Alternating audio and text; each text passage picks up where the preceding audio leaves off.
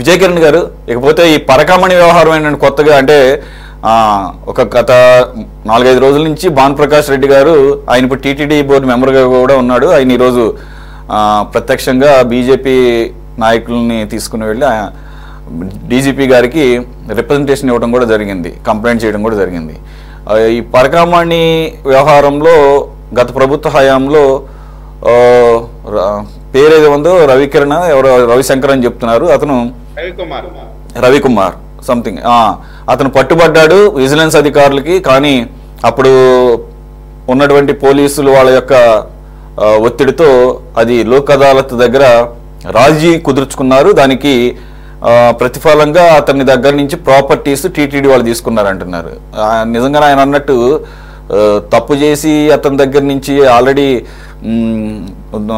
ఏదైతే దొంగిలించాడో వాడి దగ్గర నుంచి ప్రాపర్టీస్ లాక్కుంటాం ఏంటి అనే దాని మీద ఇప్పుడు సమగ్ర విచారణ జరపాలంటున్నారు. అసలు ఇదేంటి, అసలు అలాగే ఆయన ట్రిప్ రారంటున్నాడు, అంటే పోలీసు అధికారులు ఉన్నారని చెప్పేసి ఆయన ఉద్దేశమా? సార్, ఇది ధార్మిక క్షేత్రంలో దారుణాలు. ఈ దారుణాలు అనేక రకాలుగా ఉన్నాయి. ఇది ఒక భాగం, ఇది కూడా అనేకమైన దారుణాలు, ఇది ఒక దారుణం. ఇప్పుడు అక్కడ సీసీ కెమెరాస్ ఉంటాయి, కంప్లీట్ మానిటరింగ్ ఉంటుంది. అయినప్పటికి కూడా అతను ఈ క్రైమ్ చేయటం, దాన్ని పట్టుకోవటం, కేవలం $100 పట్టుకున్నారనేటువంటి దానిపైన 379, 381 సెక్షన్స్ కింద బుక్ చేశారు. అవి చాలా నామినల్ సెక్షన్స్. అవి యాక్చువల్గా చాలా 409 లాంటి సెక్షన్స్ పెట్టాల్సినటువంటి అవసరం ఉన్నప్పటికి కూడా చాలా నామినల్ సెక్షన్స్ పెట్టి దీన్ని ఇక్కడ ఏంటంటే అండి, ఇప్పుడు టీటీడీలో ఉన్నటువంటి వేరికి కూడా ఈ కేసుని విత్డ్రా చేసుకునేటువంటిదో లేదా రాజీ పడేటువంటి ప్రొవిజన్ లేదు. అయినప్పటికి కూడా క్లియర్గా విజిలెన్స్ రిపోర్ట్లు ఏమంటారంటే పోలీసు వారి ఒత్తిడితో ఈ లోక్ అదాలత్ కానీ ఇవన్నీ కూడా జరిగినాయి అనేటువంటిది విజిలెన్స్ రిపోర్ట్లో ఉంది. ఇప్పుడు టీటీడీ రిపోర్టు 29/4/2023లో $100 పట్టుకున్నట్టు ఫస్ట్ రిపోర్ట్లో రాశారు. ఆ తర్వాత పోలీసు శాఖ నుంచి తీవ్రమైన ఒత్తిడి ఉంది, దాని వల్లనే చేశామని చెప్తా ఉన్నారు. ఇది ఎవరు ఎందుకు చేస్తున్నారో తెలియదు కానీ ఇది మాత్రం తీవ్రంగా ఒత్తిడి ఉందని రాశారు. అంటే దీంట్లో అనేకమైన అంశాలు రాస్తూ ప్రధానంగా ఇక్కడ ఉన్నటువంటి ఈ ప్రాపర్టీస్ గిఫ్ట్ డీడ్కి సంబంధించి ఈఓ నోట్ ఆర్డర్తో ఈ గిఫ్ట్ డీడ్స్ అన్నీ జరిగినాయి.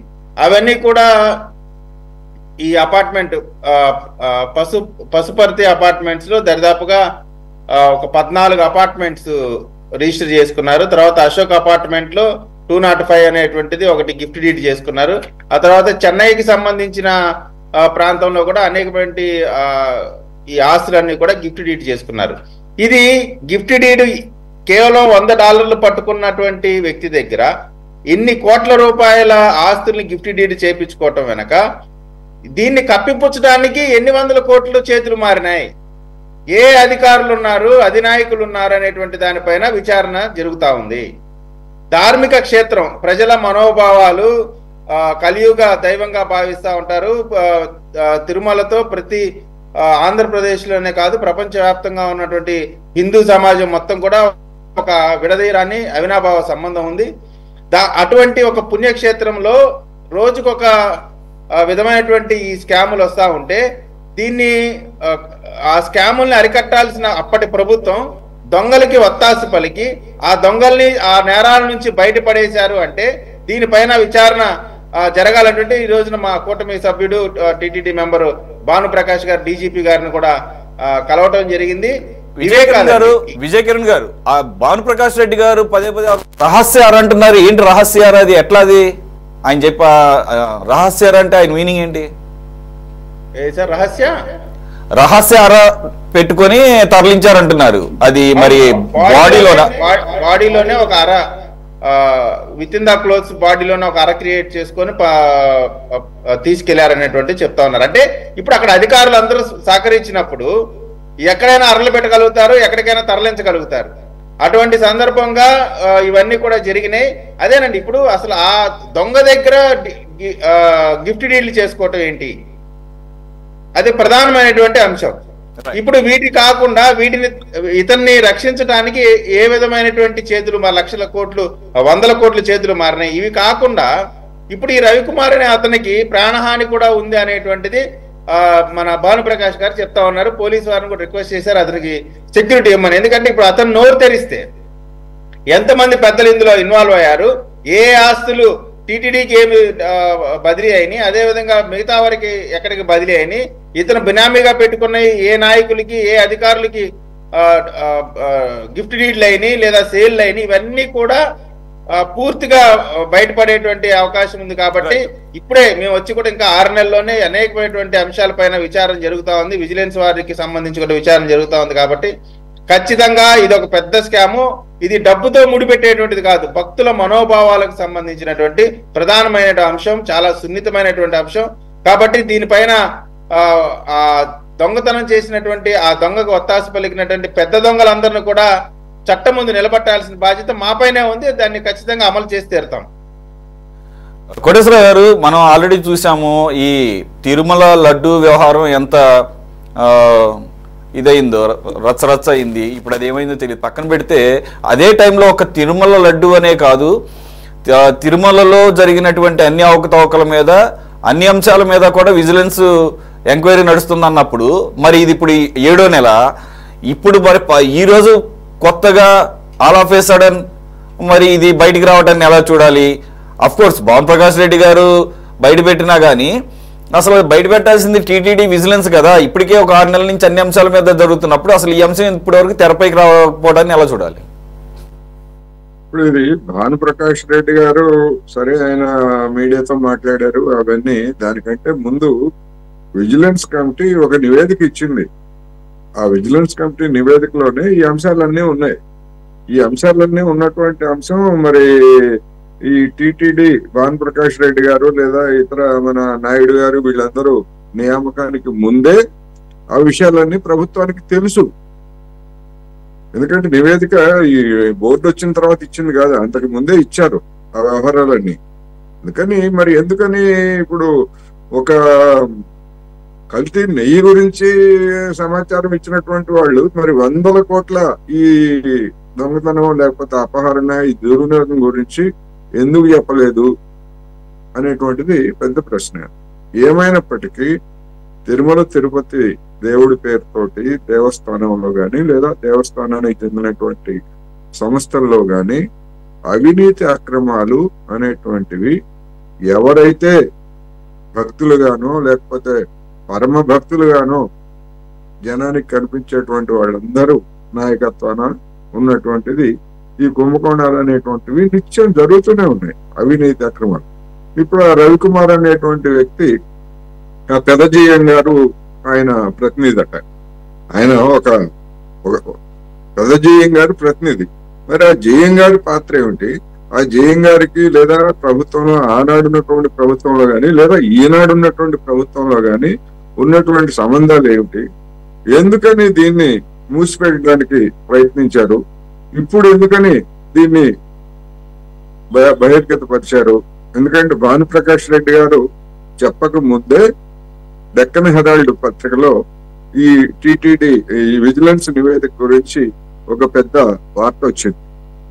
దానిలో 72,000 రూపాయలు విలువ కలిగినటువంటి డాలర్లని అతని దగ్గర లాస్ట్ ఇయర్ ఏప్రిల్లో దొరికాయని, సెప్టెంబర్ లోనే ఇదంతా కూడా ఈ కేసు మాఫీ వ్యవహారం రాజీ ఇటువంటివన్నీ కూడా అయిపోయాయని అనేకమైనటువంటి వివరాలు దానిలో వచ్చాయి. అందుకని మరి ఇవన్నీ ఇన్ని తెలిసిన తర్వాత కూడా ప్రభుత్వము ఇంతవరకు మౌనంగానే ఉన్నది. ఈ 2 రోజుల్లో ఈ విషయాలన్నీ వచ్చిన తర్వాత కానీ లేదా ఆ నివేదిక అందిన తర్వాత కూడా దాని గురించి పెద్ద సీరియస్ గా తీసుకున్నట్టు కనపట్టలేదు. ఎందుకని?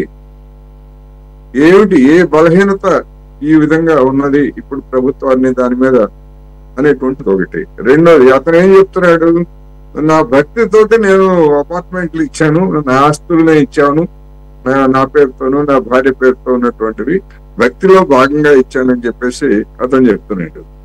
అధికారిక నివేదికల్లో కూడా అదే విధంగా నమోదై ఉంటుంది. ఆ నమోదైనటువంటి దాని మీద ఎవరు ఏం చేసేది ఏం లేదు. ఎందుకంటే ఆల్రెడీ ఇచ్చేశారు, అది భక్తి అంటున్నారు. అంటే భక్తి పేరుతోటి ఏమైనా ఎన్ని అక్రమాలైనా చేయొచ్చు, ఎన్ని వందల కోట్లైనా కానీ భోజనం చేయొచ్చు అనేటువంటిది ఇప్పుడు మనకి కనిపిస్తా ఉంది. అందువలన దేవుడి పేరుతోటి జరిగేటువంటి ఈ దోపిడీ దొంగల్ని కఠినంగా శిక్షించాలంటే సమగ్రమైనటువంటి విచారణ జరపాల్సినటువంటి అవసరం ఉన్నది అనేది నేను ఈ సందర్భంగా చెప్తున్నాను. అటువంటి ఎందుకంటే లడ్డు వ్యవహారం అనేటువంటిది అయిపోయింది. ఇంకా లడ్డు వ్యవహారం గురించి జనాలకి భక్తులకి ఏమి తెలిసే అవకాశాలు ఏమి లేవు. ఎన్ని రోజులు చెప్తారండి లడ్డు వ్యవహారం గురించి విచారణ? అందుకని అది జనం మర్చిపోయారు ఇప్పటికే. ఇంక ఇది ఇంతలే చిట్టు అంటే ఇంకంతే, చాప కింద పెట్టేయడమే, అది బయటికి రాదు. మరి దీని గురించి అయినా, ఎందుకంటే ఆర్థిక 100 కోట్లు సంబంధించినటువంటి అని చెప్తున్నారు కనుక ఎంత ఉంది ఏమిటనేటువంటిది సమగ్రమైనటువంటి విచారణ జరపాలనేది నేను ఈ సందర్భంగా చెప్పదలుచుకున్నాను. బాజీ గారు, ప్రపంచంలోనే అత్యంత ధనవంతుడైనటువంటి దేవుడు వెంకటేశ్వర స్వామి అంటారు. అంటే తిరుమల తిరుపతి దేవస్థానం అంటే ఆయనకు వచ్చేటటువంటి రాబడి ఆ రకంగా ఉండదు. అంటే భక్తులు వారి యొక్క భక్తిని ఆ రకంగా సమర్పించుకుంటారు. దానికి గర్వపడాలో లేదంటే కనుక జనాల కళ్ళన్నీ కూడా ఆ ధనం మీద పడ్డాయి, ఆయన మీద కాదని చెప్పేసి ఇక్కడ బాధపడాలో అర్థం కాని పరిస్థితి. అంటే దాదాపుగా అన్ని వ్యవహారాల్లో కూడా అవకతవకలు జరిగినాయి. భారీ ఎత్తున ఆయన డబ్బుని ఆయన ఏమనడం చెప్పేసి మరి వీళ్ళకి ధైర్యమో ఏమో మరి అసలు యథేచ్ఛగా దోచుకున్నారు అనేది పాప భయం కానీ పాప భీతి కానీ ఏమీ లేదు, ఆయన మీద భక్తి లేదు, భయం లేదని చెప్పేసి దీన్ని బట్టి అర్థమవుతుంది. ఆ రకంగా అంటే విదేశీ మారక ద్రవ్యం ఏ స్థాయిలో వస్తుందో మనకు తెలుసు. చిన్నా చితక గుళ్ళలో కూడా కౌంటింగ్ చేసినప్పుడు US$, Canadian dollars, Australian dollars, రియాద్లు అన్నీ వస్తూనే ఉంటాయి, చూస్తూనే ఉంటాం మనం కరెన్సీలు అన్ని దేశాల నుంచి. దాంట్లో US కరెన్సీనే ఎప్పుడు కూడా మేజర్ పార్ట్.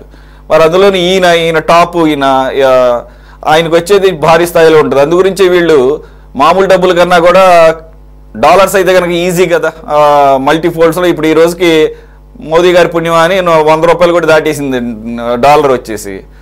కాబట్టి ఈజీ, దాచుకుంటాం కూడా ఈజీ అనుకున్నారు. మరి ఆ రకంగా పక్కగా తీశారు $, విదేశీ కరెన్సీ అని చెప్పేసి అంటున్నారు. మన రూపాయలు బట్టి పట్టుకోకుండా, టచ్ చేయకుండా.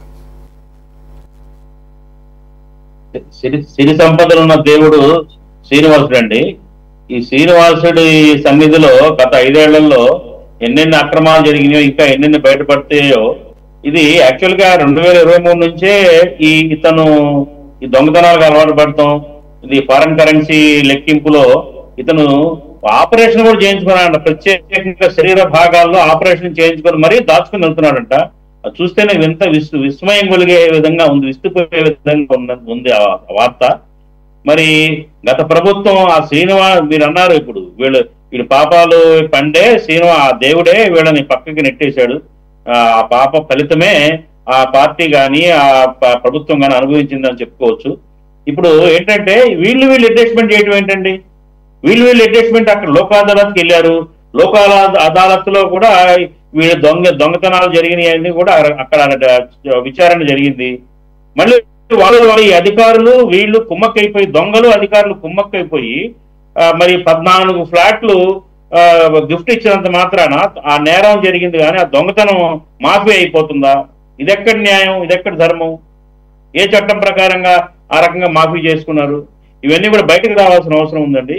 దీని మీద ప్రత్యేక దర్యాప్తు జరిగితే గానీ ఇట్లాంటి ఇంకెన్నున్నాయో, ఎన్ని రకాలుగా చేశారు. అట్లాగే అప్పట్లో కూడా ఈ శ్రీవారికి వచ్చే బంగారం కానివ్వండి, అదంతా దాంట్లో కూడా గోల్మాల్ జరుగుతున్నట్టు కూడా వార్తలు వచ్చినాయి.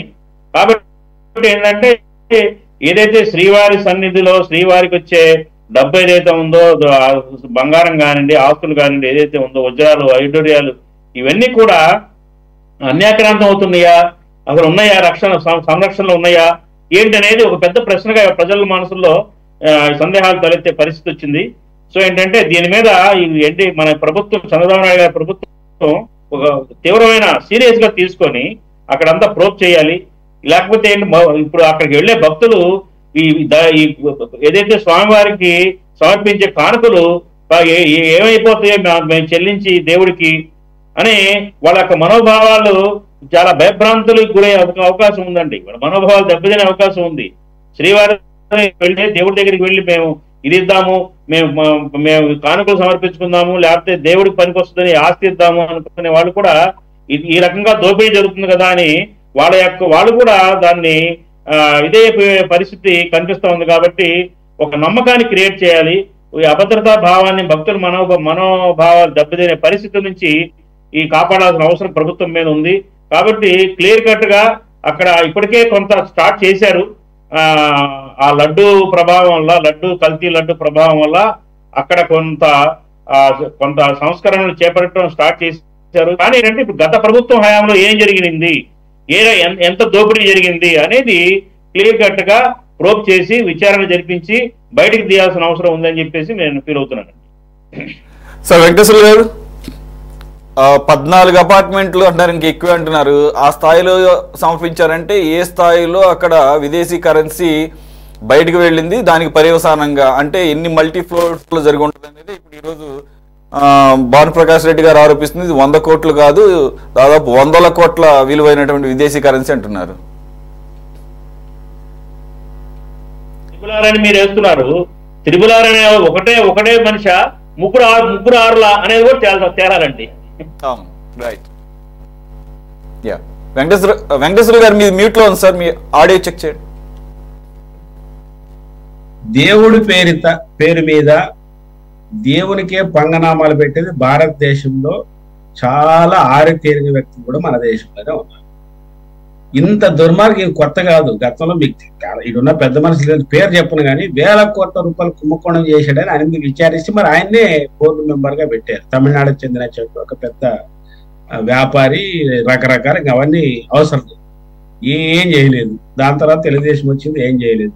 మరి వైసీపీలో ఆరోపణలు చేయలేదు, ఏం చేయలేదు. మీరు చెప్పారు ఇందాక లాంటిది, ఇవన్నీ ఇది కూడా అటువంటిదే. ఎందుకు చెప్తున్నానంటే ఇప్పుడు ఎవరున్నారు అధికారంలో? ఇంత హంగామా చేయాల్సిన అవసరం ఏముంది? అధికారంలో ఎవరున్నారు? గుట్టుగా అలాంటి దొంగలను పట్టుకొని శిక్షించి వాళ్ళకి జైలుకి పంపించి ఇంకొకరికి దేవుడి దగ్గర ఇలా చేద్దామంటేనే భయం వణుకొచ్చేటట్లు ఎందుకు చేయట్లేదు? వీళ్ళు విచారించమని ఎవరు విచారించాలా? కేంద్రంలో వాళ్ళే, రాష్ట్రంలోని వాళ్ళే, కూటమిలోని వాళ్ళే, అందరూ వాళ్ళే. దీన్ని చేయడానికి ఎంతసేపు పడుతుంది? ఇది పెద్ద సమస్య కాదు. కానీ దీని వెనక ఒక పెద్ద రాజకీయ కుట్ర దాగి ఉంది. ఏమిటి ఆ రాజకీయ కుట్ర అంటే ఈ వెంకటేశ్వర స్వామి ఆస్తులు సంపద అంతా కొల్లగొడతారన్న ఉద్దేశంతో ఇది ఆధ్యాత్మిక కేంద్రం దక్షిణ భారతదేశంలోనే విస్తరించడానికి ఒక పెద్ద కేంద్రం. దీన్ని బీజేపీ ఏదో ఒక పేరు చెప్పి కేంద్రం తన చేతుల్లోకి తీసుకోవడానికి రకరకాల ప్రయత్నం చేస్తుంది. మిత్రుడు తెలుగుదేశం నాయకుడు ఆలోచించాలి. మీకు మనకి అందరికి పంగనామాలు పెట్టి దీన్ని కైవసం చేసుకోవడానికి ప్రయత్నం చేస్తుంది. రేపు విహెచ్పి 5వ తేదీన చలో విజయవాడ కార్యక్రమం చేపట్టింది. ఏమని అందులో స్పష్టంగా చెప్పింది? ఈ ఆధ్యాత్మిక కేంద్రాలలో హిందూయేతరులు ఎవరు పూజారులుగా ఉండదు. పూజారులుగా పక్కన పెడదాం, అవసరం లేదు. వ్యాపారాలు చేయకూడదు, ఉద్యోగాలుగా ఉండకూడదు. అంతేకాదు దేవాలయం పక్కనటువంటి చుట్టుపక్కల ప్రాంతాల్లో కనీసం కొబ్బరికాయలు అమ్మేవాడు కూడా హిందూయేతరుడు ఉండడానికి వీల్లేదు. ఇదే దేశభక్తి, ఇదే దేశం కోసం చేసేది. అదేవిధంగా ఈయన చేసినటువంటి 100 కోట్ల డాలర్లు అంటున్నారు. అది సింపుల్ అండి. దొంగలు క్లియర్ తెలుసు. వెంకటేశ్వర స్వామి ఏమి చేయడు, ఆయన గొప్ప దేవుడు, మమ్మల్ని కూడా మన్నిస్తాడని మొక్కే డబ్బులు కౌంట్ చేసేది మొదలు పెడతారు. ఇది కొత్త కాదు. రెండో అంశం, నీకు ప్రధానమంత్రికి లేదా ముఖ్యమంత్రికి పోటీ ఉందో లేదో నాకు తెలియదు, కానీ టీటీడీ చైర్మన్ కానీ డైరెక్టర్కు ఉన్నంత పోటీ ఎక్కడ ఉండదు. ఎందుకు అంత పోటీ? ఎందుకు అంటే అత్యంత విలువ కలిగినటువంటి ఆసియా ఖండంలోనే గొప్ప పేరు కలిగినటువంటి వెంకటేశ్వర స్వామి దగ్గర కూడా పెద్ద ఎత్తున వ్యాపారము జరుగుతున్న విషయం మీకు తెలుసు. వ్యాపారం ఏమిటి? ఈరోజు డైరెక్టర్లు, ఎమ్మెల్యేలు, ఎంపీలు ప్రజల్ని, భక్తుల దగ్గర కూడా వ్యాపారం ఏమిటి? నేను డైరెక్ట్ తీసుకెళ్తాను, నేను దర్శనం చేయిస్తాను, నీవు ఎంత ఇస్తావు ప్రత్యేక దర్శనం. ఇంతకంటే సిగ్గు మాలింది ఎక్కడన్నా ఉందా? మనం మాట్లాడే అర్హత ఉందా ప్రజలు? ఈరోజు మీరు ఏ ఎమ్మెల్యే దగ్గరికన్నా వెళ్ళండి, ఏ ఎంపీ దగ్గరికి వెళ్ళండి, ఏ మంత్రి దగ్గరికి వెళ్ళండి, సార్ మేము కొంచెం పోదలుచుకుంటామండి. లేదండి 2025 డిసెంబర్ వరకు సీట్లు ఫుల్ అయినాయి. అదేవిధంగా రైల్వే రిజర్వేషన్, బస్సు రిజర్వేషన్ టికెట్లు పోతే లేదు 6 నెలల దాకా ఖాళీ లేవంటి బెర్తులు అన్నట్టు వాళ్ళ దగ్గరికి మీరు ఎవరైనా ఈరోజు రెఫర్ చేయండి. సురేష్ గారు పాపం ఆయనకి ఏమైనా దేవుడిని చూడాలనుకుంటే సురేష్ గారు ఏదో పెద్ద ఆయన యాంకరు జర్నలిస్టు ఆయనకన్నా ఇద్దామంటే కూడా ఆయన కూడా చెప్తారు లేదండి 2025 దాకా ఉన్నాయి, కావాలంటే ఏదైనా మాట్లాడతాంలేదు. ఇంత నీచమైంది. సరే నేను బీజేపీ యాక్చువల్ గా వెళ్ళాలని వరకు వెళ్ళే పరిస్థితి అయితే రాలేదు, నేను వెళ్ళలేదు. నేను అంత పెద్ద భక్తి అట్లాంటివి కూడా మనకి ఏం లేవులేండి, పక్కన పెడదాము, అది పర్సనల్. సార్ ఒక్క నిమిషం నాకు ఒకటి క్లారిటీ ఇవ్వండి. వేరే ఇతర మతాల్లో కానీ బిలీఫ్స్ ఉన్న వాళ్ళల్లో ఇలాగ డబ్బులకి దర్శనం అనేది చదువుతుంటాం, న్యూస్ చదువుతుంటాం కదా, 300 రూపాయల సాధారణ దర్శనం, ఇట్లాంటి దర్శనాలు ఉంటాయా? నాకు తెలియదు. ఎక్కడ ప్రపంచంలో దేవుడికి డబ్బులు పెట్టేది వాళ్ళు ఇష్టానుసారమా ఇష్టపూర్వకంగా ఇస్తారు, ప్రజలు వాళ్ళు ఎంత ఇవ్వచ్చు. లేకపోతే ఎంట్రన్స్ ఫీజు కనీసం మెయింటెనెన్స్ కోసం ఎంట్రన్స్ ఫీజు 20 రూపాయలు 30 రూపాయలు 50 రూపాయలు పెట్టుండొచ్చు. ఇది వెంకటేశ్వర స్వామి అంటే ఆసియా ఖండంలో గొప్ప పేరుంది కాబట్టి అది వ్యాపార కేంద్రంగా మార్చారు. వేల కోట్ల రూపాయలు ఉన్నాయి. ఇప్పుడు ఆ తిరుపతి జిల్లా వాళ్ళే చెప్తున్నారు, అయ్యా మా జిల్లా మా దేవుడు మా జిల్లాలో ఉన్నాడు, మా జిల్లాలో తాగడానికి నీళ్లు లేవు, ఉద్యోగ అవకాశాలు లేవు, ఎడారిగా మారుతుంది, పరిశ్రమలు లేవు, అంత అక్కర్లా తిరుపతి టౌన్ లో డ్రైనేజ్ సౌకర్యం లేదు, పేదలకు కూడా మరుగుదొడ్లు లేవు. మా స్వామి డబ్బులు కనీసం ఒక 0.1% అన్న ఖర్చు పెట్టి డెవలప్ చేయాలంటే కూడా ఒప్పుకోవట్లేదు. కాబట్టి వెంకటేశ్వర గారు వసతుల గురించి చెప్తున్నారు కాదుగా, వచ్చిన తర్వాత అక్కడ లోకల్ గా ఉన్న వాళ్ళకి ప్రతి నెల మొదటి వారంలో ఒక రోజు దర్శన భాగ్యం కల్పించారుగా, లోకల్ రిజర్వేషన్. దర్శనం రిజర్వేషన్ కూడా ఎవరికి మీరు సామాన్య ప్రజలకు ఇచ్చారు. ఇప్పుడు జానపద కళాకారు వృత్తులు 1000 మంది ఉన్నారు, వాళ్ళు ఫ్రీ భజన చేస్తున్నారు, సేవ చేస్తారు. వాళ్ళు కోరుకునేది ఏమిటంటే మాకు ప్రతి శనివారం ఉచిత దర్శనం తొందర కల్పించండి అంటే కష్టజీవులకే లేదు, ఎవరికి స్థానికులకు కూడా, సాధారణ ప్రజలకు కాదు, సాధారణ ప్రజలకు కానే కాదు, ఎవరికనేది మీకు తెలుసు. కాబట్టి ఇప్పుడు వెంకటేశ్వర స్వామి పేరు మీద ఉన్నటువంటి ఆ పేరు చెప్పి ఆ దొంగలు మీరు ఇప్పుడు ఆయన చెప్తున్నాడు స్పష్టంగా కనపడుతుంది అక్కడ అన్ని ఫోటోగ్రాఫ్లు అన్ని వీడియోలు ఉన్నాయని. వీడియో ఫోటోగ్రాఫ్లను కూడా ఒక సమయంలో నేను విన్నది, ఒకనొక సమయంలో దాన్ని కూడా క్లోజ్ చేస్తారు. దానికి కూడా అంటే ఏదైనా అవకాశం ఇవ్వడానికో మరి ఏమో తెలియదు, నేను చదివింది నిజమా లేదో నాకు తెలియదు. మరి ఇవన్నీ పాపం ఎవడు అనామకం ఒక్కరిని పట్టుకొని ఏదో కొండను చవి ఎలకను పట్టుకున్నట్టు ఒక్కరిని పెట్టుకుని అసలైనటువంటి దొంగలు దీంట్లో ఉన్నతమైన వాళ్ళకి లేకుండా, ప్రధానమైనటువంటి లీడర్స్ లేకుండా, లేదా ఉన్నతమైన అధికారులు లేకుండా ఎవడు చేయగలుగుతాడు? ఇది చేసే సాధ్యమేనా? ఇప్పుడు మనోళ్ళు చెప్తున్నారు సపరేట్ ప్యాకెట్ పెట్టుకున్నాడు, లేదా బాడీనే కత్తించుకుంటారు. మనం చూసాం విదేశాల నుంచి వచ్చేటప్పుడు బంగారం కట్టి చూసాం, లేదని చెప్పట్లే. కానీ ఇది వ్యవస్థీకృతంగా ఉన్నది. ఒక వ్యక్తితో లేదా ఒక సాధారణమైనటువంటి అటెండర్, ఎందుకు చెప్తున్నారంటే ఒక వర్కర్ చేశాడంటే చెయ్యలేదని మనం చెప్పు, అట్లాంటి శిక్షించాల్సిందే. కానీ పిచ్చుకు మీద బ్రహ్మాస్త్రం ఉన్నట్ల వారి మీద పడి చేయగలడం ఏమిటి? అందుకోసమే భానుప్రకాష్ గారికి నేను కోరేది ఏమంటే, అయ్యా మీకు చిత్తశుద్ధి ఉంటే మీరు ఇదొక్క కుంభకోణమే కాదు, అదాని కుంభకోణం కూడా 1750 కోట్లు ఉంది.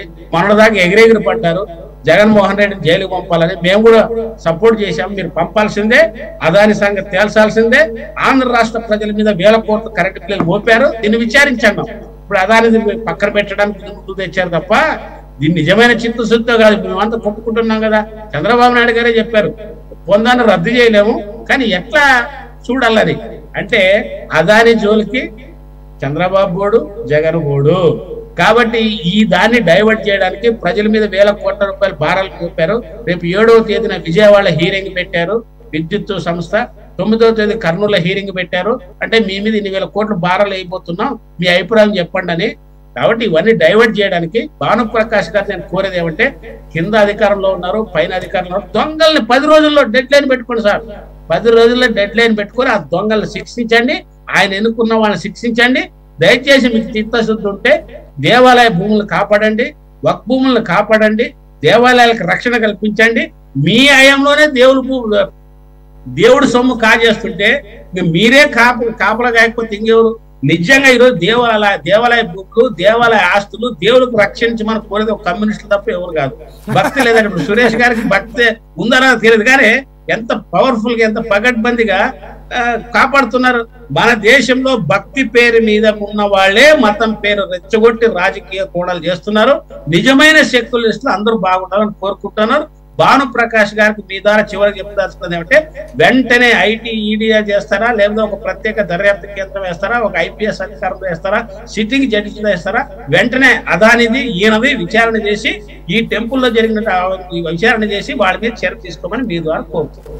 Rightly side. Thanks for joining Venkateswarlu గారు, విజయ్ కిరణ్ గారు, బాజీ గారు అండ్ కోటేశ్వర గారు. ఇది ఇవాళ టాప్ డిబేట్. మరో అంశంతో మళ్ళీ కలుద్దాం. Stay tune to City 24/7.